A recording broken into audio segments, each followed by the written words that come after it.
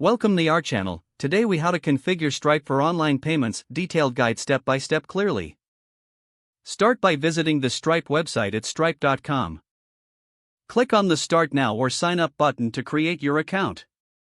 Fill in the required information, including your email address and a secure password. Verify your email by clicking the link sent to your inbox. Once verified, log in to your Stripe account. Complete your profile by entering your business details in the onboarding section. Select the type of business you have, whether it's a sole proprietorship, partnership, or corporation. Provide additional details, such as your business address and phone number. Next, link your bank account for payouts by entering your banking information. Follow the prompts to verify your identity, which may include providing personal documents.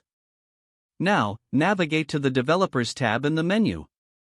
Under API Keys, locate your publishable key and secret key. These keys will allow you to connect Stripe to your website or application.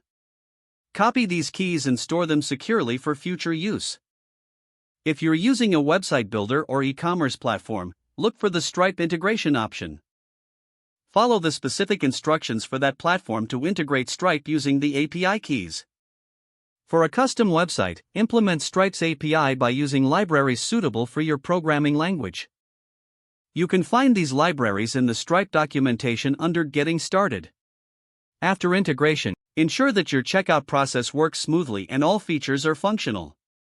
Once testing is complete, switch from test mode to live mode in your Stripe dashboard. Update your API keys to the live keys from the API keys section. Finally, monitor your transactions and manage payouts through your Stripe dashboard. Ensure you stay compliant with any regulatory requirements for online payments in your region. If the page does not load, refresh the browser or try again in a private or incognito window.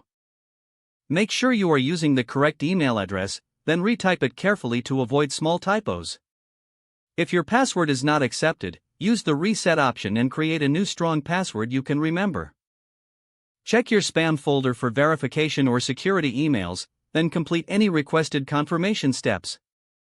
Enable two-factor authentication if available to improve account security and reduce unauthorized access risk. Don't forget to like this video and subscribe to our channel for more step-by-step tech guides.